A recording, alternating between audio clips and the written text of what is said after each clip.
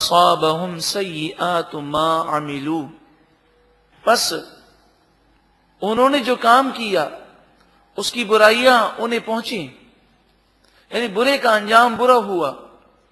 وحاق بهم ما كانوا به يستهزئون، اور جس عذاب کا وہ مذاق اڑایا کرتے تھے اسی عذاب نے انہیں گھیر لیا. 10واں رکوع مکمل ہوا. اس رکوع میں جہاں بے شمار نصیحتیں ہیں وہاں یہ نصیحت بھی ہے کہ جب فرشتے روح نکالیں گے طیبین کی، اور طیبین کا لفظ اس آیت میں یعنی سورہ نحل کی آیت نمبر 32 میں موجود ہے. ہمیں اس لفظ کو یاد رکھنا ہے. اب ہمیں یہ غور کرنا ہے کہ ہمارا ظاہر، کیا ہمارا باطن پاکیزہ ہے؟ کیا ہماری نگاہیں، کیا ہماری کان، کیا ہمارا ذہن، کیا ہماری عقل، کیا ہمارا دل پاکیزہ ہے؟ جو اس وقت میڈیا کی بے حیائی ہے، جو اس بے حیائی کو دیکھتا ہے، کیا وہ اس دیکھنے کے بعد بھی یہ سمجھتا ہے کہ میری نگاہیں پاک رہیں گی اور میرا ذہن اور میرا دل پاک رہ سکتا ہے؟ تو اگر ذہن، دل، آنکھوں کو پاکیزہ بنانا ہے تو ایسے بے حیائی والے مناظر کو دیکھنے سے بچیں. قرآن پاک کی تلاوت کریں، مکہ مدینے کا دیدار کریں، مقدس مقامات کی زیارت کریں. تو انشاءاللہ نور قرآن سے جب نگاہ منور ہوگی تو ذہن بھی پاکیزہ ہو جائے گا اور نگاہیں بھی پاکیزہ ہو جائے گی. اور آخر میں یہ فرمایا گیا اس رکوع میں کہ جس عذاب کا وہ مذاق اڑاتے تھے اسی عذاب نے گھیر لیا. مجھے آپ بتائیے، اللہ تعالی ہماری مغفرت فرمائے، جب تک ہم نور قرآن پاک سے منور نہیں ہوئے تھے ذرا ماضی میں جھانک کر دیکھیں، کہیں ہم میں سے کوئی ایسا نہ ہو، یا آپ ہمارے معاشرے کو دیکھ لیں کہ بسا اوقات جب کوئی نصیحت کرنے والا نصیحت کرتا ہے اور کہا جاتا ہے یہ کام مت کرو اللہ کا عذاب آ جائے گا، گناہ ہے، جہنم کا عذاب ہے، تو بعض لوگ مذاق اڑا دیتے ہیں. اور نعوذ باللہ من ذالک ثم نعوذ باللہ من ذالک بڑا سخت جملہ ہے. وہ یہ کہہ دیتے ہیں ہاں دیکھ لیں گے، جو ہوگی ہم دیکھ لیں گے. یا کہہ دیتے ہیں اللہ تعالیٰ کیا کرے گا، جہنم میں ہی ڈالے گا نا، اور کیا کرے گا. نعوذ باللہ من ذالک. اس سے آدمی کافر ہو جاتا ہے کیونکہ اس نے اللہ کے عذاب کو ہلکا سمجھا، اور اللہ کا عذاب ہلکا نہیں ہے. اللہ اکبر. یہاں تک کہ نبی اکرم صلی اللہ علیہ وآلہ وسلم نے ایک شخص کو دیکھا، وہ دعا مانگ رہا. اکثر یہ دیکھا گیا ہے کہ لوگوں کو دعا مانگنے ہی نہیں آتی، دعا کے آداب لوگوں کو معلوم نہیں، تو وہ دعا کر رہا اور کہتا ہے پروردگار تجھے جو عذاب مجھے آخرت میں دینا ہے میرے گناہوں کی وجہ سے وہ مجھے دنیا میں دے دے، اور آخرت میں مجھے عذاب مت دینا. تو نبی اکرم صلی اللہ علیہ وآلہ وسلم نے سنا، فرمایا کہ کیا تم دنیا میں اللہ کے عذاب کی ایک جھلک برداشت کر سکتے ہو؟ عافیت مانگو، گناہوں سے سچی پکی توبہ کرو اور دعا مانگو اللہ تعالیٰ دنیا میں بھی عافیت دے اور آخرت میں بھی عافیت دے. وقال الذین اشرکوا، اور کہا ان لوگوں نے جنہوں نے شرک کیا، لو شاء اللہ ما عبدنا من دونہ من شیء نحن ولا آباؤنا ولا حرمنا من دونہ من شیء.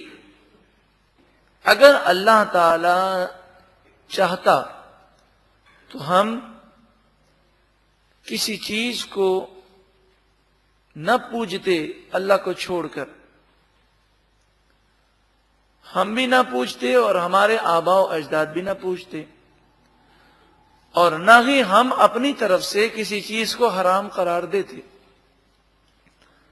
مشرکین مکہ میں دو خرابیاں تھیں، ایک تو بتوں کی پوجا کرتے تھے، اور دوسری خرابی یہ تھی کہ اپنی طرف سے بعض حلال چیزوں کو یہ حرام کہتے تھے. تو وہ یہی کہتے اگر ہم غلط کر رہے ہیں اللہ تعالیٰ چاہے تو ہم نہ کر سکیں. یعنی گویا کہ وہ یہ کہنا چاہتے ہیں کہ ہم جو یہ کام کر رہے ہیں اللہ اس سے راضی ہے. حالانکہ یہ ان کی نادانی ہے. اللہ تبارک و تعالیٰ نے انسان کو اختیار دیا، اچھائی کا راستہ اختیار کرے یا برائی کا.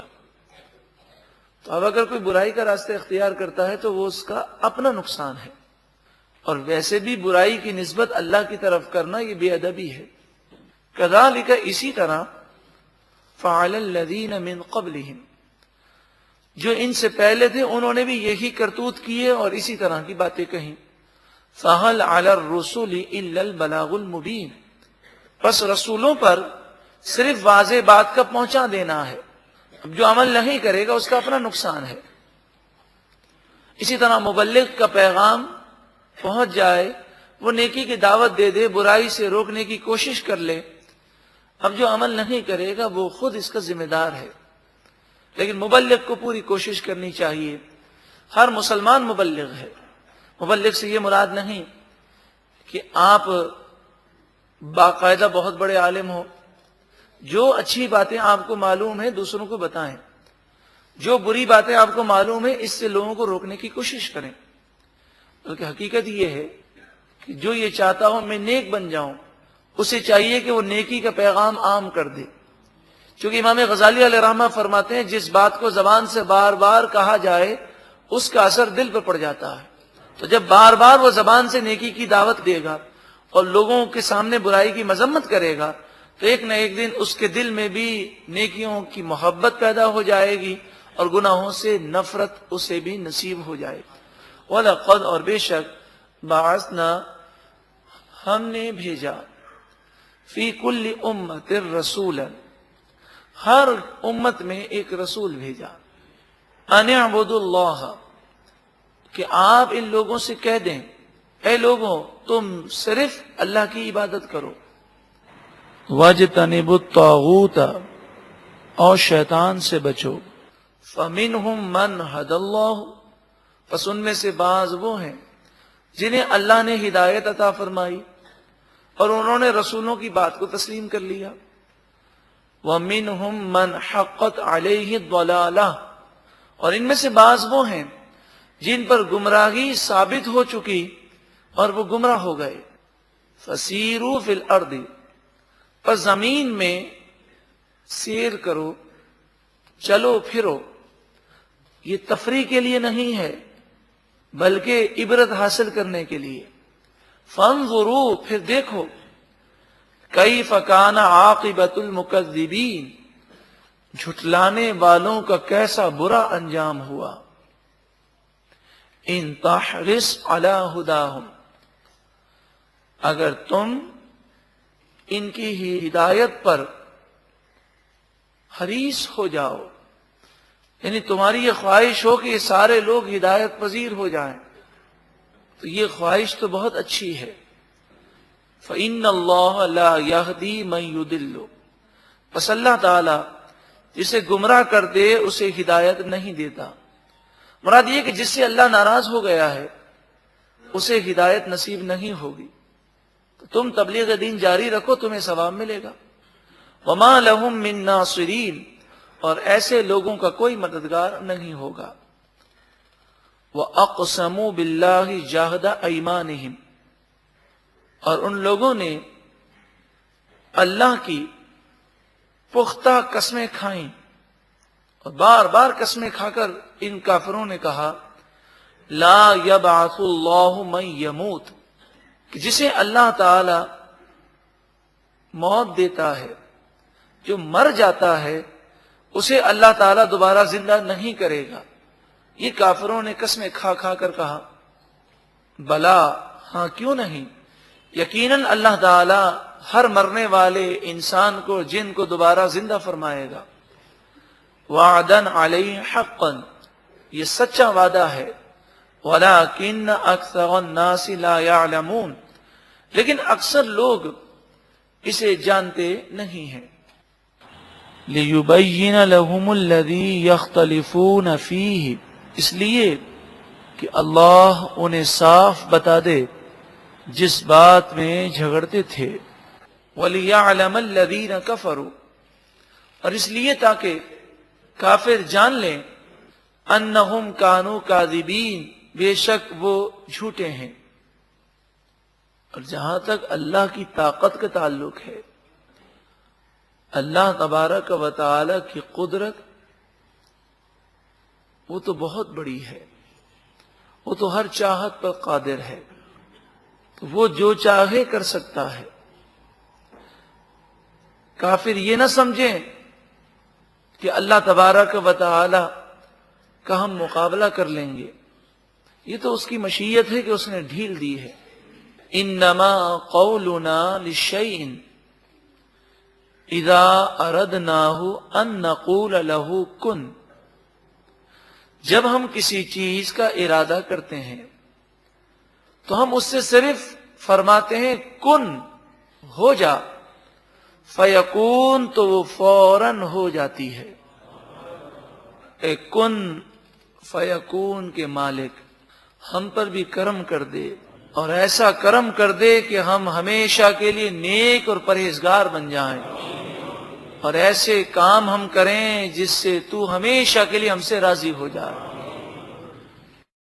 والذین ہاجروا فی اللہ من بعد ما ظلموا، اور وہ لوگ جنہوں نے اللہ کی راہ میں ہجرت کی اس کے بعد کہ ان پر ظلم کیا گیا، یعنی مکہ مکرمہ سے ہجرت کر کے مدینے جانے والے مہاجرین، اور اسی طرح مکہ مکرمہ سے حبشہ کی طرف ہجرت کرنے والے مہاجرین، لَنُبَوِّئَنَّهُمْ فِي الدُّنْيَا حَسَنًا، ضرور بضرور ہم انہیں دنیا میں اچھا ٹھکانہ دیں گے۔ یہاں پر مفسرین بڑی پیاری بات ارشاد فرماتے ہیں اللہ کی راہ میں ہجرت کی تعریف نبی اکرم صلی اللہ علیہ وآلہ وسلم نے ارشاد فرمائی، المہاجر من ہجر ما نہى اللہ عنہ، کہ مہاجر وہ ہے کہ جو اس کام کو چھوڑ دے جس سے اللہ نے منع فرمایا۔ اور ہجرت اسی لیے ہے کہ کافر ظلم کرتے ہیں، نیکی کرنا مشکل ہے، تو ہجرت کر کے وہ ایسی جگہ پر چلا جائے جہاں پر وہ اطمینان سے اپنی عبادات بجا لائے۔ تو جو شخص دین کے لیے قربانی دیتا ہے اور اپنے ایمان کی اور اپنے دین کی حفاظت کے لیے کوشش کرتا ہے، فرمایا اللہ تعالیٰ اسے دنیا میں اچھا ٹھکانہ عطا فرماتا ہے۔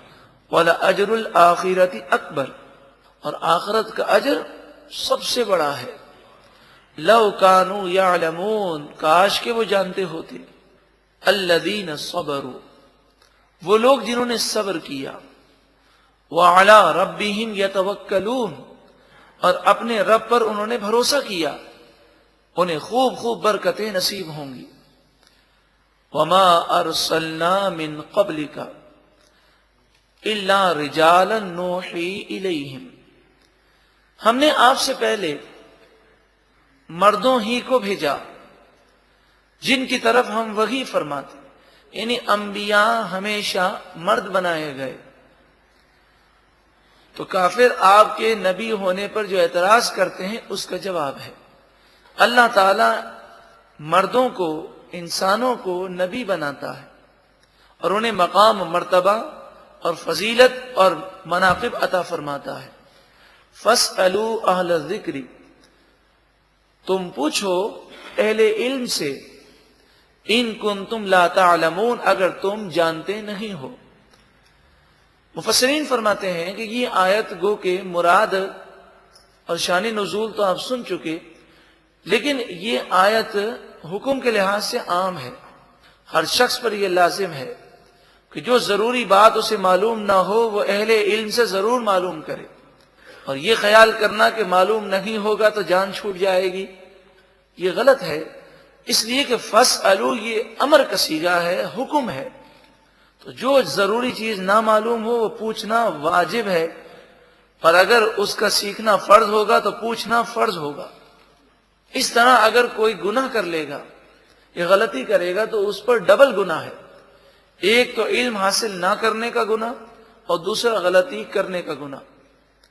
بالبینات والزبر، ہم نے رسولوں کو روشن نشانیوں اور روشن کتابوں کے ساتھ بھیجا۔ وَأَنزَلْنَا إِلَيْكَ الذِّكْرَ، اور ہم نے آپ کی طرف نصیحت اس قرآن پاک کو نازل فرمایا۔ لِتُبَيِّنَ لِلنَّاسِ مَا نُزِّلَ إِلَيْهِمْ، تاکہ آپ لوگوں کو واضح طور پر بتائیں جو ان کی طرف نازل کیا گیا، وَلَعَلَّهُمْ يَتَفَكَّرُونَ، تاکہ یہ لوگ غور و فکر کریں، گناہ کرنے والے اگلی آیت پر غور کریں۔ أَفَأَمِنَ الَّذِينَ مَكَرُوا السَّيِّئَاتِ، وہ لوگ کہ جو گناہوں کے منصوبے بناتے ہیں، کیا وہ اس بات سے نہیں ڈرتے أَن يَخْسِفَ اللَّهُ بِهِمُ الْأَرْضَ، کہ کہیں اللہ تعالی ناراض ہو کر انہیں زمین میں نہ دھسا دے، أَوْ يَأْتِيَهُمُ الْعَذَابُ مِنْ حَيْثُ لَا يَشْعُرُونَ، یا ان کے پاس عذاب وہاں سے آئے جہاں انہیں شعور بھی نہ ہو، وہ ہلاکت کی طرف اس طرح جائیں کہ خود انہیں احساس نہ ہو سکے، انہیں اس بات کا ڈر نہیں لگتا۔ او یأخذہم فی تقلبہم، کیا وہ اس بات سے نہیں ڈرتے کہ اللہ تعالی انہیں چلتے پھرتے پکڑ لے، ہارٹ فیل ہو جائے، فالج کا اٹیک ہو جائے، بلڈ پریشر ہائی ہو جائے، دماغ کی رگ پھٹ جائے، کوئی بھی بیماری چلتے پھرتے ہو سکتی ہے، کوئی بھی حادثہ ہو سکتا ہے، بجلی گر سکتی ہے، اور بھی بہت ساری چیزیں ہیں جس سے ظالموں کو پکڑا جا سکتا ہے۔ اللہ تعالیٰ جو چاہے کر سکتا ہے۔ فما ہم بمعجزین، پس یہ ظالم گناہگار اللہ تعالیٰ کو عاجز نہیں کر سکتے۔ او یأخذہم علی تخوف، یا اللہ تعالیٰ ان کی پکڑ فرمائے مسلسل نقصان دیتے ہوئے، تھوڑا نقصان ہو، پھر تھوڑا نقصان ہو، پھر تھوڑا نقصان ہو، بتدریج وہ تباہی کی طرف چلے جائیں۔ ایسا ہوتا بھی ہے، انسان گناہ کرتا رہتا ہے، ایک ڈھیل ہے، پھر گناہوں کا اثر اس کے کاروبار میں آتا ہے، اس کی صحت پر آتا ہے، اس کے گھر میں آتا ہے، وہ یہ سمجھتا ہے کہ شاید کسی نے مجھ پر کر دیا ہے۔ اور کبھی کبھی ایسا ہوتا ہے کسی نے کیا نہیں ہوتا، یہ گناہوں کی شامت ہوتی ہے، لیکن اس کو یہ بات اس لیے سمجھ میں نہیں آتی، وہ یہ خیال کرتا ہے یہ گناہ تو میں 20 سال سے کر رہا ہوں، لیکن وہ یہ نہیں سمجھتا کہ 20 سال تک مجھے ڈھیل تھی، میں نے توبہ نہیں کی، اب یہ گناہوں کی نحوست ہے۔ فَإِنَّ رَبَّكُمْ لَرَؤُوفٌ رَحِيمٌ، بے شک اے لوگو تم سب کا رب ضرور رؤوف اور رحیم ہے۔ اب آیت سجدہ بیان کی جائے گی۔ سجدے میں شرعی مسئلہ یہ ہے کہ جس کا وضو نہ ہو وہ سجدہ تلاوت ادا نہیں کر سکتا۔ اگر آپ ٹیک لگا کر بیٹھے ہوں اور آپ کی آنکھ لگ گئی ہو تو پھر احتیاط یہی ہے کہ آپ دوبارہ وضو کر لیں، کہ اکثر صورتوں میں ٹیک لگا کر سو جائیں تو اس سے وضو ٹوٹ جاتا ہے۔ سجدہ تلاوت کا طریقہ پہلے بھی عرض کیا تھا کہ کھڑے کھڑے بھی کیا جا سکتا ہے اور بیٹھے بیٹھے بھی کیا جا سکتا ہے، یعنی کھڑے ہو کر سجدے میں جائیں اور پھر سجدہ کرنے کے بعد دوبارہ کھڑے ہو جائیں، یہ افضل طریقہ ہے۔ بیٹھ کے سجدہ کریں اور پھر دوبارہ سجدہ کر کے بیٹھ جائیں، یہ بھی جائز ہے۔ جب سجدہ تلاوت کریں گے تو نیت دل میں تو ہوگی کہ میں تلاوت کا سجدہ کر رہا ہوں، لیکن ہاتھوں کو نہیں اٹھانا، کانوں تک ہاتھ نہیں اٹھانے، ہاتھ باندھنے نہیں ہیں، ثنا نہیں پڑھنی، بس اللہ اکبر کہتے ہوئے ڈائریکٹ سجدے میں جانا ہے۔ اسی طرح سجدے سے اٹھ کر التحیات اس میں نہیں پڑھی جاتی اور نہ ہی سلام پھیرے جاتے ہیں، بس سجدے سے اٹھ گئے، سجدہ تلاوت مکمل ہوا۔ آپ اندازہ کریں آج تک جتنی مرتبہ آیت سجدہ پڑھی ہو یا سنی ہو اور سجدہ تلاوت واجب ہوا ہے اور سجدہ نہ کیا ہو تو اندازہ وہ سجدے کر لینے چاہیے۔ اب کسی کو اندازہ نہ ہو تو روزانہ کے 10 سجدے وہ اگر ادا کر لے آیت سجدہ کی نیت سے، یعنی سجدہ تلاوت کی نیت سے، اور کرتا رہے، اور جب اس کا غالب گمان یہ ہو کہ مجھ پر جتنے سجدے لازم ہوں گے میں کر چکا، تو اب ٹھیک ہے وہ سجدہ بند کر دے۔ جو آیت سجدہ پڑھے گا یا سنے گا اس پر سجدہ لازم ہے۔ قرآن خوانیوں میں یہ ہوتا ہے کہ جو شخص قرآن خوانی کرواتا ہے وہ سب کی طرف سے 14 سجدے کر دیتا ہے، یہ درست نہیں ہے، بلکہ جس کے پارے میں، جس نے جو پارا پڑھا اور جس کے حصے میں آیت سجدہ آئی اور اس نے پڑھی ہے تو اس پر سجدہ کرنا لازم ہوگا۔ ارشاد فرمایا اولم یرو، کیا انہوں نے نہ دیکھا، الی ما خلق اللہ من شیء، ان چیزوں کی طرف جو اللہ نے پیدا فرمائی، اللہ کی نعمتوں پر انہوں نے غور نہ کیا۔ یتفیأ ظلالہ عن الیمین والشمائل، ہر چیز کے سائے دائیں اور بائیں جھک جاتے ہیں، کبھی سایہ دائیں طرف ہوتا ہے اور کبھی بائیں طرف۔ سجدا للہ، اللہ تعالیٰ کو سجدہ کرتے ہوئے، وہم داخرون، ہر چیز اور ہر چیز کا سایہ اللہ کی بارگاہ میں عاجز ہے۔ یہ شرعی مسئلہ یاد رکھیں کہ چلتے ہوئے اگر آیت سجدہ آپ نے سنی تو دو سجدے واجب ہوں گے، ایک آیت سجدہ سننے کی وجہ سے اور ایک اس کے ترجمے کی وجہ سے۔ وَلِلَّهِ يَسْجُدُ مَا فِي السَّمَاوَاتِ وَمَا فِي الْأَرْضِ مِن دَابَّةٍ، اللہ ہی کے لیے سجدہ ریز ہیں، فرما بردار ہیں، جو کچھ آسمانوں میں ہے، جو کچھ زمین میں ہے، من دابہ، ہر جانور، ہر چلنے والا، والملائکۃ، اور فرشتے بھی اللہ کی بارگاہ میں فرما بردار ہیں، سجدہ ریز ہیں، وَهُمْ لَا يَسْتَكْبِرُونَ، اور یہ فرشتے غرور و تکبر نہیں کرتے، عبادت کرنے کے باوجود، فرما برداری کرنے کے باوجود، یخافون ربہم من فوقہم، وہ اپنے اوپر اللہ کے عذاب سے، اپنے رب کے عذاب سے ڈرتے ہیں۔ یعنی نیک ہونے کے باوجود، یہ فرشتے تو معصوم ہیں، اس کے باوجود وہ اللہ کا خوف رکھتے ہیں۔ وَيَفْعَلُونَ مَا يُؤْمَرُونَ، فرشتے وہی کام کرتے ہیں جس کا حکم دیا جاتا ہے۔ مراد یہ کہ وہ بھی اللہ کی عبادت کر رہے ہیں، خوف رکھتے ہیں، تو مومن کو تو زیادہ اللہ کی عبادت کرنی چاہیے اور خوف رکھنا چاہیے۔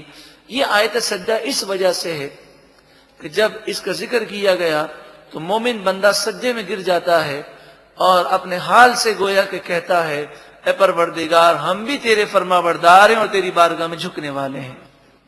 وقال اللہ، اور اللہ تعالی نے فرمایا، لا تتخذوا الہین اثنین، تم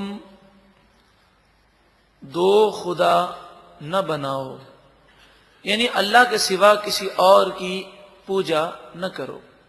انما ہوا الہ واحد، وہی ایک معبود ہے۔ فإیایا فارہبون، پس تم مجھ ہی سے ڈرو۔ وَلَهُ مَا فِي السَّمَاوَاتِ وَالْأَرْضِ، اور اللہ ہی کے لیے ہے جو کچھ آسمانوں میں ہے اور جو کچھ زمین میں ہے۔ وَلَهُ الدِّينُ وَاصِبًا، اور اسی کی فرما برداری لازم ہے اور سچا دین اسی کا دین ہے۔ افغیر اللہ تتقون، کیا تم غیر اللہ سے ڈرتے ہو؟ یعنی دنیا داروں، مالداروں، سرداروں اور رشتہ داروں کی وجہ سے تم اللہ کی نافرمانی کرتے ہو، یعنی اللہ سے نہیں ڈرتے اور ان بے بس لوگوں سے ڈرتے ہو۔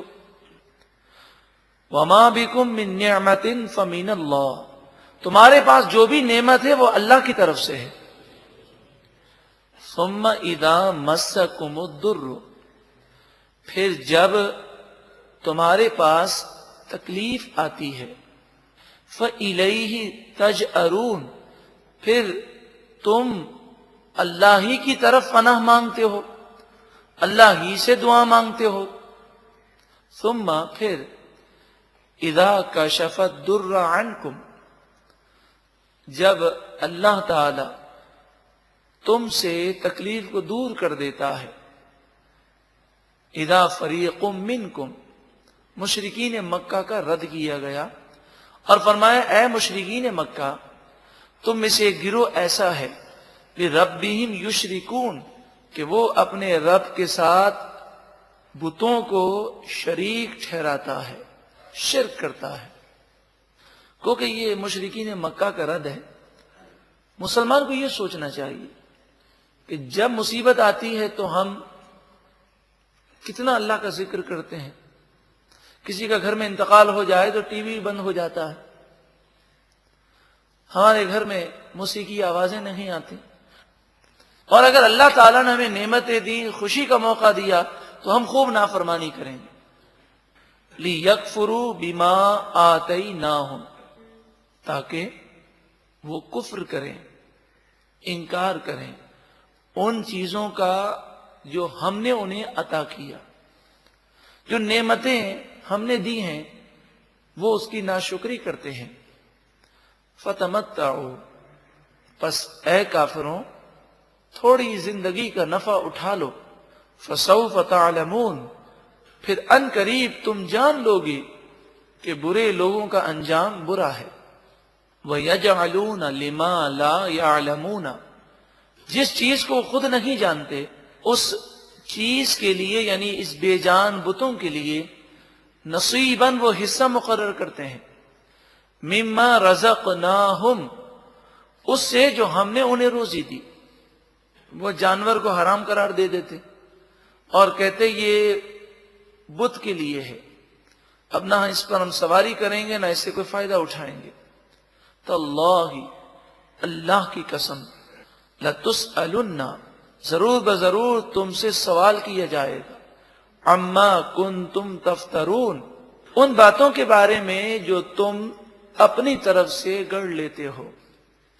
وَيَجْعَلُونَ لِلَّهِ الْبَنَاتِ سُبْحَانَهُ، اور وہ اللہ کے لیے بیٹیاں قرار دیتے ہیں، حالانکہ اللہ تعالیٰ اس سے پاک ہے. مشرکین مکہ کی ایک قسم وہ تھی جو یہ کہتی تھی کہ فرشتے اللہ کی بیٹیاں ہیں. تو فرمایا کہ یہ مشرکین مکہ خود اپنے لیے تو بیٹی پسند نہیں کرتے، انہیں بیٹیوں سے نفرت ہے، اور اللہ کے بارے میں یہ کہتے ہیں کہ اللہ نے فرشتے بنائے اور یہ فرشتے اللہ کی بیٹیاں ہیں. وَلَهُمْ مَا يَشْتَهُونَ، اور ان کے لیے وہ ہے جو انہیں پسند ہے، یعنی بیٹے. مشرکین مکہ کو بیٹی سے کیسی نفرت، اس کا ذکر قرآن مجید فرقان حمید نے فرمایا. وَإِذَا بُشِّرَ أَحَدُهُمْ بِالْأُنْثَى، اور جب ان میں سے کسی کو بیٹی کی بشارت دی جائے، وَلَّ وَجْهُهُ مُسْوَدًّا، اس کا چہرہ کالا ہو جاتا ہے، غم کے مارے سیاہ کالا ہو جاتا ہے. وَهُوَ كَظِيمٌ، اور وہ غصہ پینے والا ہوتا ہے، یعنی اسے اس موقع پر بڑا غصہ آ رہا ہوتا ہے، بڑا غم ہوتا ہے کہ میرے یہاں بیٹی کیوں ہوئی. يَتَوَارَى مِنَ الْقَوْمِ مِنْ سُوءِ مَا بُشِّرَ بِهِ، جس بیٹی کی بشارت دی گئی اس بیٹی کی وجہ سے، یعنی اس بشارت کو اتنا برا سمجھتا ہے کہ اس کی برائی کی وجہ سے اپنی قوم سے منہ چھپاتا پھرتا ہے. أَيُمْسِكُهُ عَلَى هُونٍ، اور سوچتا ہے کہ اسے ذلت کے ساتھ رکھوں، ام يَدُسُّهُ فِي التُّرَابِ، یا اسے مٹی میں دبا دوں. تو خود تو اتنی نفرت رکھتے ہیں بیٹی سے، اور اللہ کے بارے میں کہتے ہیں کہ فرشتے اللہ کی بیٹیاں ہیں. أَلَا سَاءَ مَا يَحْكُمُونَ، کتنا ہی برا وہ حکم لگاتے ہیں اور فیصلہ کرتے ہیں. اگر آپ اس ماڈرن دور کو دیکھیں، یہ ماڈرن دور نہیں ہے، یہ تہذیب یافتہ دور نہیں ہے، بلکہ در حقیقت ہماری ترقی زمانہ جاہلیت کی طرف ہے. جیسے جیسے ہم تعلیم یافتہ ہوتے جا رہے ہیں، ماڈرن ہوتے جا رہے ہیں، اگر یہ تعلیم ہمیں قرآن و حدیث کے نور سے منور کرتی تو ایسا نہ ہوتا. لیکن پڑھے لکھے جاہل ایسے ہوتے ہیں کہ بیٹی کی ولادت پر انہیں خوشی نہیں ہوتی، اور نعوذ باللہ من ذالک بیٹی کی ولادت پر اسے ایک بوجھ سمجھتے ہیں. آپ نے اکثر یہ دیکھا ہوگا کہ بیٹی کی ولادت ہو، جب اسے مبارکباد دیتے ہیں تو سامنے والا کہتا ہے ہاں بس آپ دعا کریں اللہ نصیب اچھے کرے. یہ جملہ کہتے ہیں نصیب اچھے کرے. انسان یہ سوچتا نہیں ہے کہ کیا بیٹے کی ولادت ہو تو بیٹا اچھے نصیب لے کر آتا ہے؟ بیٹے کی ولادت پر یہ جملہ کیوں نہیں کہا جاتا کہ اللہ نصیب اچھے کرے، اللہ آسانی فرمائے؟ یعنی ابھی تو بیٹی کی ولادت ہوئی اور فکر اس کو رشتے کی پڑ گئی، جہیز کی فکر پڑ گئی. اتنا سوچنے کا کس نے کہا ہے؟ بیٹا ہو کہ بیٹی ہو اللہ سب کے نصیب اچھے کرے. اصل تو یہ ہے کہ اللہ تعالیٰ انہیں نیک و صالح بنائے، کہ نیک اولاد یہ ہمارے لیے آخرت کا ذخیرہ ہے. اور بیٹی کی ولادت پر بھی ایسی خوشی ہونی چاہیے جیسی بیٹے کی ولادت پر ہوتی ہے. انسان نہیں جانتا کہ اس کی آنکھوں کی ٹھنڈک بیٹے میں ہے کہ بیٹی میں ہے. اللہ کی رضا پر وہ راضی رہے. یہاں پر ایک بیٹی ہو، دو بیٹی ہو تو انسان چلو خوشی کا اظہار کر لیتا ہے، لیکن اگر بیٹیوں کی لائن لگ جائے، 3 بیٹیاں، 4 بیٹیاں، 5 بیٹیاں، تو بسا اوقات تو بعض ایسے نادان ہیں کہ یہ جملہ کہہ دیتے ہیں کہ نعوذ باللہ من ذالک میری بیوی منحوس ہے. زبان سے نہیں کہتے تو حال سے ان کا رویہ یہ بتا دیتا ہے. اسے نحوست سمجھتے ہیں. مجھے بتائیے حضرت خدیجۃ الکبریٰ رضی اللہ تعالی عنہا سے بڑھ کر کوئی خوش نصیب عورت ہوگی؟ جب آپ کھانا لے کر غار حرا آتی ہیں تو جبریل امین ایک موقع پر آئے اور کہا یا رسول اللہ صلی اللہ علیہ وسلم، کھانے کا سامان لے کر حضرت خدیجۃ الکبریٰ آپ کی خدمت میں حاضر ہو رہی ہیں، آپ ان سے کہہ دیں کہ اللہ نے آپ کو سلام بھیجا ہے اور اللہ آپ سے خوش ہے. اب بتائیے خدیجۃ الکبریٰ رضی اللہ تعالیٰ عنہ کا کتنا بڑا مقام ہے. آپ کے یہاں 4 بیٹیوں کی ولادت ہوئی اور نبی اکرم صلی اللہ علیہ وآلہ وسلم کے یہاں سب سے پہلے بیٹی کی ولادت ہوئی. تو اسی لیے علماء نے فرمایا کہ جس کے یہاں بیٹی کی ولادت پہلے ہو تو وہ خوش نصیب ہے. اس موضوع پر یہ کیسٹ آپ ضرور سماعت کیجئے، رحمت اور زحمت میں فرق. رحمت اور زحمت میں فرق. اسی طرح انصاف بھی ہونا چاہیے کہ جس طرح ہم بیٹے کو فوقیت دیتے ہیں بیٹی کو بھی برابر حق دینا چاہیے. انہیں کبھی بھی کمتر نہیں سمجھنا چاہیے، بلکہ فی زمانہ تو ہم دیکھ رہے ہیں کہ 4 بیٹے ہوتے ہیں، ایک بیٹی ہے. ساری زندگی لوگوں نے بیٹی کو اہمیت نہ دی. اب یہ ہوا کہ 4 بیٹے یا 5 بیٹے جوان ہو گئے، اپنے اپنے گھر میں سیٹ ہو گئے. اب بوڑھے والدین کو کوئی بیٹا رکھنے کو تیار نہیں ہے. اس بڑھاپے میں تعاون کرنے والی، خدمت کرنے والی اکثر یہ دیکھا گیا کہ وہی بیٹی ہے جس کی ولادت پر کوئی خوشی نہیں منائی گئی. اکثر یہی دیکھا جا رہا کہ بیٹیاں اپنے ماں باپ کے لیے سب کچھ قربان کرنے کو تیار ہوتی ہیں اور بیٹے تو شادی کرنے کے بعد مجبور ہو کر کہتے ہیں کیا کریں ہماری بیویوں کی بنتی نہیں ہے. ایسا ہر جگہ نہیں ہوتا. ایسے بھی بیٹے ہیں جو سمجھدار ہیں، خوش نصیب ہیں، والدین کی خدمت کرنے والے ہیں، اور ایسی بیٹیاں بھی ہیں کہ جو بیٹوں سے زیادہ نافرمان ہوتی ہیں. تو کوئی فی نفسی بیٹی ہونا یا بیٹا ہونا فضیلت کی بات نہیں. جو نیک ہے، صالح ہے، چاہے لڑکا ہو لڑکی ہے، وہ خوش نصیب ہے. اور جو دین سے دور ہے، چاہے لڑکا ہو کہ لڑکی ہے، وہ یقیناً نقصان میں ہے. للذین لا یؤمنون بالآخرۃ مثل السوء، ان لوگوں کے لیے کہ جو آخرت پر ایمان نہیں رکھتے برا حال ہوگا. ان لوگوں کا آخرت میں بہت برا حال ہوگا. وَلِلَّهِ الْمَثَلُ الْأَعْلَى، اور اللہ تبارک و تعالی کی شان بلند و بالا ہے. جو یہ باتیں کہتے ہیں اللہ اس سے بلند و بالا ہے. وَهُوَ الْعَزِيزُ الْحَكِيمُ، اور وہی غالب حکمت والا ہے. وَلَوْ يُؤَاخِذُ اللَّهُ النَّاسَ، سوال یہ ہے کہ اتنے گناہ ہو رہے ہیں، لوگ نماز نہیں پڑھتے، لوگ اپنی نگاہوں کو گندا کر رہے ہیں، ظلم اتنا عام ہے، دن رات ہم گناہوں میں پڑے ہوئے ہیں، اللہ کا عذاب نہیں آتا، یہ ڈھیل ہے۔ فرمایا اگر ڈھیل نہ ہوتی، کوئی گناہ کرتا فوراً عذاب آ جاتا تو توبہ کی مہلت ہی نہ ملتی۔ وَلَوْ يُؤَاخِذُ اللَّهُ النَّاسَ بِظُلْمِهِمْ، اگر اللہ تعالیٰ لوگوں کو ان کے گناہوں پر فوراً پکڑ لے، مَا تَرَكَ عَلَيْهَا مِن دَابَّةٍ، تو اللہ تعالیٰ زمین پر کسی چلنے والے کو باقی ہی نہ رکھتا، کہ ذرا گناہ ہوتا فوراً پکڑ ہو جاتی۔ تو ہم تو گناہوں میں ڈوبے ہوئے ہیں، اللہ کا کرم ہے، اس نے ڈھیل دی ہے، اس سے فائدہ اٹھا کر سچی پکی توبہ کر لیں۔ وَلَٰكِن يُؤَخِّرُهُمْ إِلَىٰ أَجَلٍ مُّسَمًّى، ہاں لیکن اللہ تعالی انہیں ڈھیل دیتا ہے ایک مقررہ وقت تک، وہ موت ہے۔ موت تک اکثر ڈھیل دی جاتی ہے۔ دنیا کے اندر آزمائشیں اور عذاب بھی آتے ہیں، لیکن وہ جھلکیاں ہوتی ہیں، انسان سدھر جائے اور پھر آخر کار وہ دنیا سے چلا جاتا ہے، اگر نہ سدھرے تو اپنا نقصان کرتا ہے۔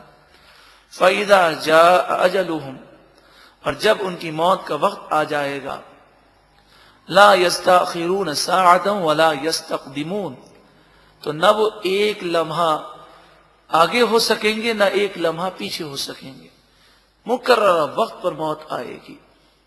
ہم یہی غور کریں، ایک نہ ایک دن ہمیں بھی موت آ جائے گی۔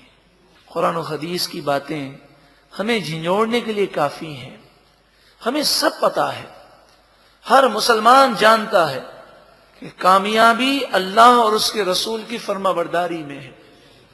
ہر مسلمان اس بات کو بخوبی جانتا ہے، جاننے کے باوجود بھی عمل نہ کرنا کتنی بڑی نادانی ہے۔ اب مجھے بتائیے کہ کسی کو ڈاکٹر یہ کہہ دے اگر آپ نے یہ چیز اب استعمال کی تو پھر آپ کو ہارٹ اٹیک ہو جائے گا، کوئی بچنے کی صورت نہیں ہوگی، لیکن وہ جاننے کے باوجود بھی اس چیز کو استعمال کرے اور ہارٹ اٹیک ہو جائے تو بتائیے دنیا اس کو نادان کہے گی کہ نہیں کہے گی؟ لیکن ہارٹ اٹیک ہونا اور دنیا سے چلا جانا، موت آ جانا، یہ اتنی بڑی بات نہیں ہے، کیونکہ موت تو ایک مقررہ وقت پر آئے گی۔ اصل بڑی بات یہ ہے کہ دل مردہ ہو جائے اور دل سخت ہو جائے تو یہ بڑی خطرناک بات ہے۔ اللہ جس سے ناراض ہو جائے یہ انسان کی تباہی ہے، لیکن ہم وہی کام کر رہے ہیں جو اللہ کو ناراض کرنے والے ہیں۔ اللہ تبارک و تعالی کی بارگاہ میں دعا ہے کہ اللہ رب العالمین ہمیں سچی پکی توبہ نصیب فرمائے، اور رب العالمین ہم پر ایسا کرم کر دے، ایسا کرم کر دے کہ ہم سچے پکے نیک اور پرہیزگار بن جائیں، اور ایسا کرم ہو جائے ہمیشہ کے لیے ہمارے دلوں میں گناہوں سے نفرت ہو جائے۔ اس کے لیے قرآن و حدیث کی باتوں سے منور ہونا ضروری ہے۔ آج آپ نے سنا، آپ کو یہ باتیں اثر کریں گی، پھر 1 گھنٹہ 2 گھنٹہ اثر رہے گا، پھر بھول جائیں گے، پھر کل دوبارہ آپ سنیں گے، روزانہ انشاءاللہ نور قرآن سے منور ہوں گے تو ایک نہ ایک دن ایسا اثر ہوگا جو ہمیشہ کے لیے اثر ہو جائے گا۔ گزشتہ آیات میں ہم نے یہ سماعت کیا تھا کہ مشرکین مکہ میں بعض ایسے مشرکین بھی تھے کہ جن کا یہ عقیدہ تھا کہ فرشتے اللہ تعالیٰ کی بیٹیاں ہیں۔ ان کا رد کیا گیا اور فرمایا گیا کہ خود بیٹی سے اس قدر نفرت رکھتے ہیں، اپنے لیے بیٹے پسند کرتے ہیں، اور اللہ تبارک و تعالی جو بیٹوں سے بھی پاک ہے، بیٹیوں سے بھی پاک ہے، وہ بیوی رکھنے سے بھی پاک ہے، وہ نہ کسی کا باپ ہے اور نہ کسی کا بیٹا۔ اس اللہ رب العالمین وحدہ لا شریک کے لیے جو خالق کائنات ہے، اس کے لیے یہ نادان لوگ فرشتوں کو بیٹیاں قرار دیتے ہیں۔ آگے ارشاد فرمایا جاتا ہے وَيَجْعَلُونَ لِلَّهِ مَا يَكْرَهُونَ، جس چیز کو وہ خود ناپسند رکھتے ہیں وہ اللہ کے لیے وہ قرار دیتے ہیں. یعنی ان مشرکین کو بیٹیاں خود پسند نہیں ہیں، لیکن یہ کیسے نادان لوگ ہیں کہ اللہ تعالی کے لیے وہ بیٹیاں قرار دیتے ہیں. وَتَصِفُ أَلْسِنَتُهُمُ الْكَذِبَ أَنَّ لَهُمُ الْحُسْنَى، اور ان کی زبانیں جھوٹ بولتی ہیں کہ ان کے لیے بھلائی ہے. مشرکین یہ کہا کرتے اگر ہم آخرت میں دوبارہ زندہ ہوئے بھی تو وہاں بھی ہمارے لیے خیر ہی خیر ہے اور بھلائی ہی بھلائی ہے. فرمایا یہ ان کی زبانیں جھوٹ بولتی ہیں. لا جرم ان لہم النار، یقیناً بے شک ان سب کے لیے جہنم کی آگ ہے.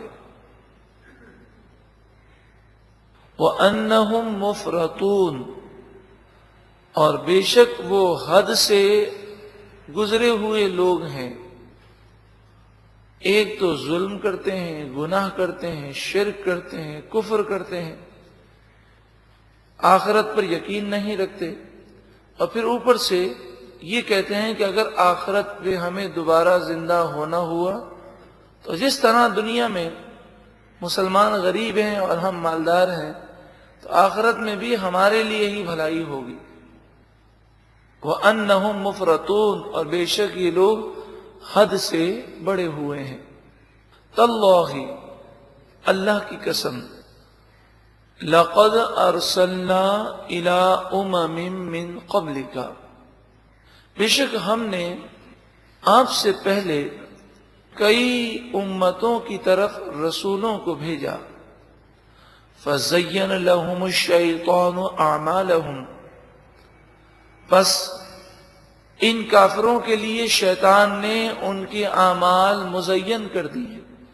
یعنی یہ کافر برے کاموں کو اچھا سمجھتے تھے. فَهُوَ وَلِيُّهُمُ الْيَوْمَ، بس وہ شیطان ان کافروں کا آج دوست ہے. اب یہ دوست جس کو دنیا میں انہوں نے دوست بنا کر رکھا، یہ قیامت میں بھی ان کا دوست ہے، تو یہ تو جہنم میں جائے گا تو اپنے دوستوں کو بھی جہنم میں لے جائے گا. وَلَهُمْ عَذَابٌ أَلِيمٌ، اور ان سب کے لیے دردناک عذاب ہے. وَمَا أَنزَلْنَا عَلَيْكَ الْكِتَابَ إِلَّا لِتُبَيِّنَ لَهُمُ الَّذِي اخْتَلَفُوا فِيهِ، اور ہم نے آپ پر یہ کتاب اسی لیے نازل فرمائی کہ آپ ان لوگوں کو اس بارے میں واضح بیان کریں جس میں وہ اختلاف رکھتے ہیں.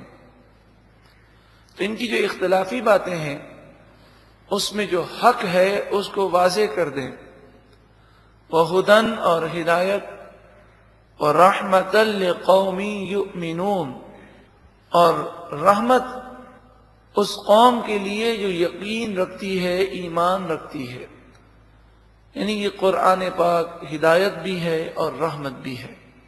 وَاللَّهُ أَنزَلَ مِنَ السَّمَاءِ، اور اللہ نے آسمان سے نازل فرمایا، ماءً، پانی، فَأَحْيَا بِهِ الْأَرْضَ بَعْدَ مَوْتِهَا، بس اس پانی کے ذریعے اللہ نے مردہ زمین کو دوبارہ زندہ کیا.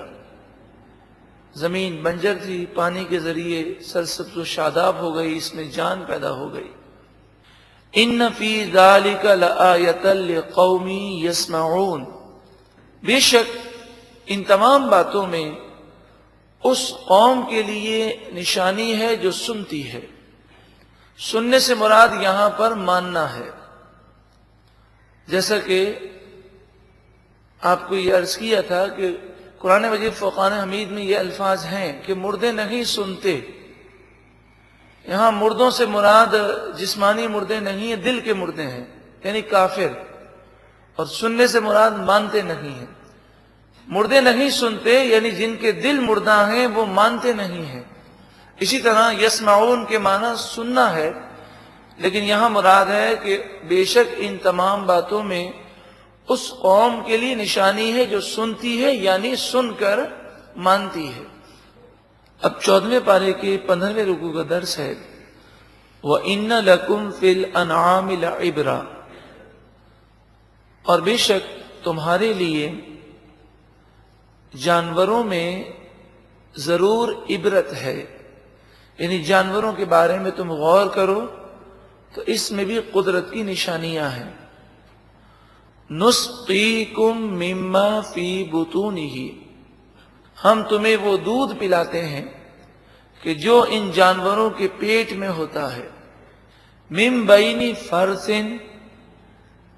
و دم، یہ دودھ گوبر اور خون کے درمیان ہوتا ہے، لبنن خالصا، خالص دودھ، سائغن، آسانی سے گلے سے اترنے والا، للشاربین، پینے والوں کے لیے۔ اس میں یہ درس ہے کہ اگر غور کرو اور سوچو اس بات پر تم اچھی طرح سمجھ سکتے ہو کہ چارہ، گھاس، پھوس جو بھی جانور کھاتا ہے وہ ایک ہی جگہ جمع ہوتا ہے، اسی سے گوبر بنتا ہے، اسی سے خون بنتا ہے اور اسی سے دودھ پیدا ہوتا ہے۔ چیز ایک ہی ہے، وہ پانی اور چارہ ہے۔ اس میں سے کچھ حصہ گوبر کا بن جاتا ہے، کچھ حصہ وہ خون میں شامل ہوتا ہے، اور پھر دودھ جو بنتا ہے اس کا اثر بھی غذا کا ہے کہ جتنی اچھی غذا ہوگی اتنا اچھا دودھ جانور دے گا۔ پھر اگر دیکھا جائے تو جہاں سے دودھ آتا ہے اس مقام کے قریب ہی گوبر کا مقام ہے، اور اس مقام کے قریب ہی خون کی رگیں ہیں، لیکن کبھی دودھ میں خون کی کوئی رگ داخل ہو کر اس کو رنگین نہیں کرتی، اور نہ ہی دودھ میں کبھی گوبر کی بو آتی ہے۔ کیسے خالص اللہ تبارک و تعالی دودھ پیدا فرماتا ہے۔ یہاں پر نصیحت ہے کہ جو رب چارے سے دودھ بنانے پر قادر ہے، خون بنانے پر قادر ہے، اسی طرح جب تم ریزہ ریزہ ہو جاؤ گے قبر میں تو تمہارے بوسیدہ جسموں کو دوبارہ پیدا کرنے پر بھی قادر ہے۔ نبی اکرم صلی اللہ علیہ وآلہ وسلم کو دودھ نوش فرمانا یہ بہت پسند تھا۔ آقا جہاں صلی اللہ علیہ وآلہ وسلم بکری کے اور اونٹنی کے دودھ کو پسند فرمایا کرتے تھے، یہ صحت کے لیے بہت زیادہ مفید ہوتا ہے۔ نبی اکرم صلی اللہ علیہ وآلہ وسلم کی یہ عادت کریمہ بھی ہے کہ آقا جہاں صلی اللہ علیہ وآلہ وسلم کئی مرتبہ اس طرح بھی دودھ پیتے کہ دودھ میں پانی آپ ملاتے اور دودھ اور پانی ملا کر پھر اسے پیتے۔ تو کئی مرتبہ ہم دودھ میں پانی ملا کر پیتے تو ہیں، مگر شاید ہمیں یہ پتہ نہ ہو کہ یہ بھی نبی اکرم صلی اللہ علیہ وآلہ وسلم کی سنت مبارکہ ہے۔ آقا جہاں صلی اللہ علیہ وآلہ وسلم نے اس سے منع فرمایا کہ دودھ پیش کیا جائے اور کوئی دودھ کے تحفے کو، دودھ کو قبول کرنے سے انکار کر دے۔ احادیث طیبہ کی روشنی میں یہ ہے کہ اگر خواب میں دودھ دیکھا جائے تو یہ خیر و برکت کی علامت ہے۔ دودھ جب پیئیں تو یہ دعا پڑھیں، اللہم بارک لنا فیہ وزدنا منہ۔ ومن ثمرات النخیل والاعناب، کھجور اور انگوروں کے پھلوں میں سے تمہیں پھل اللہ تعالی نے عطا فرمائے۔ تتخذون منہ سکرا، جس سے تم رس نکالتے ہو انگوروں سے، ورزقا حسنا، اور تمہارے لیے بہترین خوراک ہے، بہترین روزی ہے۔ انگور اور کھجور یہ آج بھی سائنسی طور پر اس کا استعمال انسان کی صحت کے لیے بہت ہی زیادہ مفید ہے۔ کھجور وہ نرم حالت میں ہو کہ چھوارے کی حالت میں ہو، انگور کی کیفیت میں ہو کہ کشمش میں ہو کہ منقے میں ہو، یہ کالے انگور جو ہے یہ منقے بن جاتے ہیں، اور پیلے انگور یہ بعد میں جا کر کشمش بن جاتے ہیں، تو یہ صحت کے لیے بہت مفید ہے۔ مفسرین یہاں پر یہ بات ارشاد فرماتے ہیں کہ انگور اور کھجور کا ذکر خاص طور پر یہاں پر کیوں کیا گیا؟ یہ عرب لوگوں کی سوچ کے مطابق ہے، کیونکہ جس زمانے میں قرآن مجید فرقان حمید کا نزول ہوا، اس وقت پھلوں کو اسٹور کرنے کے لیے نہ تو سرد خانے تھے اور نہ ہی کارخانے تھے اور نہ ہی دوائیاں اس قدر ایجاد ہوئی تھیں، تو کھجور اور انگور کے باغات سب سے زیادہ مالداری کا سبب سمجھے جاتے تھے، اس لیے کہ کھجوریں اپنی اصل حالت پر بھی کافی عرصے تک قائم رہتی ہیں، اور پھر خشک ہو جائیں اور چھوارے بن جائیں تو اور زیادہ عرصے تک یہ محفوظ ہو جاتی ہیں۔ انگور وہ کشمش اور منقے بن کر کئی سالوں تک قائم دائم رہتے ہیں۔ جس کے پاس کھجور کا باغ ہو، انگور کا باغ ہو، اس کو پھل کے ضائع ہونے اور سڑ جانے کا کوئی خوف نہیں ہوتا تھا، اور باقی جو باغات ہوں تو یہ فکر ہوتی کہ جلدی سے جلدی یہ بک جائیں، ورنہ اس کی قیمت گھٹ جائے گی یا پھر یہ سڑ جائیں گے۔ عرب میں ایسا ہوتا کہ کھجوریں اور انگور وقت کے ساتھ ساتھ اس کی قیمت میں وہ کمی ہونے کے بجائے اس میں اضافہ ہو جاتا، اس لیے کہ انگور کی قیمت کے مقابلے میں کشمش اور منقے کی قیمت عرب میں زیادہ ہوتی، بلکہ آج بھی انگور کے مقابلے میں کشمش اور منقے کی قیمت زیادہ ہے۔ تو دنیا کے اندر یہ وہ واحد پھل ہیں کہ جو بڑی آسانی کے ساتھ محفوظ کیے جا سکتے ہیں، اور بھی پھل ہوں گے لیکن یہ سب سے آسان ان کا طریقہ ہے محفوظ کرنے کا۔ اور خاص طور پر انگور تو ایک ایسا پھل ہے کہ دنیا میں ہر پھل کی قیمت وقت کے ساتھ ساتھ وہ باسی ہو جاتا ہے تو اس کی قیمت گھٹ جاتی ہے، اور ان کی قیمت وقت کے ساتھ ساتھ گھٹنے کے بجائے بڑھ جاتی ہے۔ تو خاص طور پر انگور اور کھجوروں کا ذکر کیا گیا۔ مراد یہ ہے کہ اے لوگوں، اللہ تعالیٰ نے تمہیں مختلف قسم کے پھل عطا فرمائے، اس میں کھجور اور انگور کو خاص اہمیت حاصل ہے، جو تمہاری مالداری کی ضمانت ہیں اور جو تمہارے مالدار ہونے کا سبب ہیں۔ ان فی ذلک لآیۃ لقوم یعقلون، بے شک اس میں ضرور عقل رکھنے والی قوم کے لیے نشانی ہے۔ اب شہد کی مکھی کا ذکر ہے۔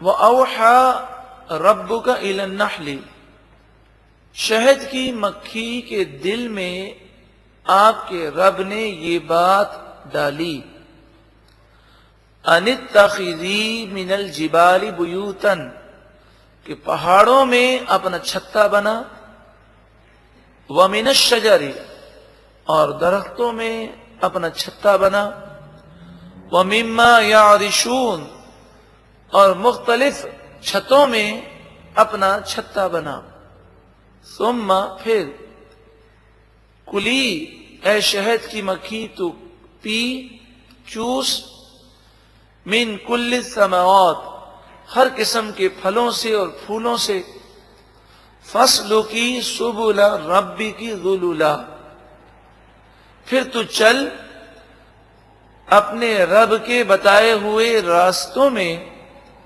نرمی اور آسانی کے ساتھ۔ یہاں پر مراد یہ ہے، کوئی جانور جو دنیا میں آتا ہے وہ کسی ٹریننگ سینٹر میں ٹریننگ حاصل نہیں کرتا، لیکن ایک انسان سب سے عاجز ہے کہ اسے اگر کوئی نہ سکھائے تو وہ سیکھ نہیں سکتا۔ اسے اگر گاڑی چلانی ہے تو اس کی ٹریننگ حاصل کرنی ہے، اسے اگر لکھنا سیکھنا ہے تو اس کی ٹریننگ حاصل کرنی ہے، لیکن جانور کی جو ضروریات ہیں وہ کسی ٹریننگ سینٹر میں وہ سیکھنے نہیں جاتے، وہ خود سیکھ جاتے ہیں۔ یہ اللہ تعالیٰ نے ان کی فطرت میں داخل کیا۔ آپ نے اگر گھونسلے دیکھے ہوں تو بعض پرندے اتنا پیارا گھونسلہ بناتے ہیں کہ اس کی ڈیزائننگ دیکھ کر انسان حیران رہ جاتا ہے۔ اسی طرح شہد کی مکھی کا جو چھتا ہے اس پر آپ غور کریں، اس کی ڈیزائننگ دیکھیں تو کتنا پیارا وہ شہد کی مکھی چھتا بناتی ہے۔ وہ جو رس جا کر وہاں پر اگلتی ہے اور وہ شہد بن جاتا ہے، تو وہ شہد کے اسٹور کے خانے الگ بنائے جاتے ہیں۔ باقاعدہ شہد کی مکھیوں کا ایک نظام ہے جسے آج سائنس بھی تسلیم کرتی ہے کہ ان کی ایک ملکہ ہوتی ہے جو شہد کی مکھی ہی ہوتی ہے، لیکن ان کی ملکہ ہوتی ہے۔ پورے شہد کے چھتے کا کنٹرول اس کے ہاتھ میں ہوتا ہے۔ ان کی دو قسم کی فوجیں ہیں۔ ایک تو شہد کی مکھی وہ ہے جو چھتے کے اندرونی نظام کو سنبھالتی ہیں، اور کچھ مکھیاں ہیں جو شہد کے چھتے کی حفاظت کرتی ہیں، اور کچھ مکھیوں کی ڈیوٹی یہ ہے کہ وہ پھلوں اور پھولوں کے رس کو چوستی ہیں۔ یہ میلوں سینکڑوں میل دور چلی جاتی ہیں، لیکن اللہ تعالی کی قدرت دیکھیے، اتنی چھوٹی سی مکھی ہے مگر یہ راستہ نہیں بھولتی اور اپنے ہی چھتے پر واپس آ جاتی ہے۔ ذُلُلًا سے یہی مراد ہے کہ تو اپنے رب کے بتائے ہوئے راستوں پر نرمی اور آسانی کے ساتھ چل، کوئی اسے فکر نہیں، بھولنے کا کوئی خطرہ نہیں، بڑی آسانی کے ساتھ وہ اپنے چھتے پر واپس آ جاتی ہے۔ ان کا سزا کا نظام بھی ہے۔ جو شہد کی مکھیاں ملکہ کے حکم کو نہیں مانتی انہیں قتل کر دیا جاتا ہے اور انہیں چھتے کے باہر پھینک دیا جاتا ہے۔ شہد کی مکھیوں میں اتحاد بہت زیادہ ہوتا ہے، یہاں تک کہ اگر کوئی سمجھدار شخص نہ ہو اور اسے شہد کے چھتے کو توڑنا نہ آتا ہو اور اپنی حفاظت کا وہ انتظام کیے بغیر اگر شہد کے چھتے کو ہاتھ لگا لے تو شہد کی مکھیاں مل کر اس پر ایسا حملہ کرتی ہیں کہ اسے اپنی جان بچانا مشکل ہو جاتی ہے۔ ان تمام باتوں میں ہمارے لیے نصیحت ہے کہ شہد کی مکھی کو یہ ساری باتیں کس نے سکھائی ہیں؟ اللہ تعالیٰ نے سکھائی۔ پرندے کو آپ دیکھیں، پرندے کس قدر پیارے انداز میں وہ اڑتے ہیں۔ ان کا اڑنے کا اسٹائل، غوطہ لگانے کا اسٹائل، اور پھر فضا کے اندر آپ نے دیکھا ہوگا کہ پرندے اپنے پروں کو پھیلا کر ساکن حالت میں وہ کافی دیر تک وہ گھومتے رہتے ہیں اور ان کا بیلنس آؤٹ نہیں ہوتا۔ یہ بیلنس رکھنا، یہ پروں کو چلانا اور بہت ساری باتیں یہ پرندوں کو ٹریننگ سینٹر میں گئے بغیر اللہ تعالیٰ نے خود انہیں سکھائی ہیں، یہ ان کی فطرت میں رکھی ہیں۔ حضرت امام غزالی علیہ رحمہ فرماتے ہیں کہ تمام جانوروں کے بچوں میں سب سے کمزور بچہ انسان کا بچہ ہے، کہ وہ کچھ نہیں کر سکتا، کافی عرصے تک وہ بے جان ایک جسم کی طرح ہوتا ہے، وہ کھانے میں بھی محتاج ہے، وہ اپنے کپڑے بدلنے میں بھی محتاج ہے، وہ چلنے میں محتاج ہے۔ لیکن کئی جانوروں کے بچے آپ نے دیکھے ہوں گے کہ پیدا ہوتے ہی وہ کھانا کھانا شروع کر دیتے ہیں۔ یخرج من بطونها شراب، شہد کی مکھی کے پیٹ سے شہد نکلتا ہے۔ مختلف الوانہ، اس کے رنگ مختلف ہیں، شہد کے رنگ مختلف ہوتے ہیں۔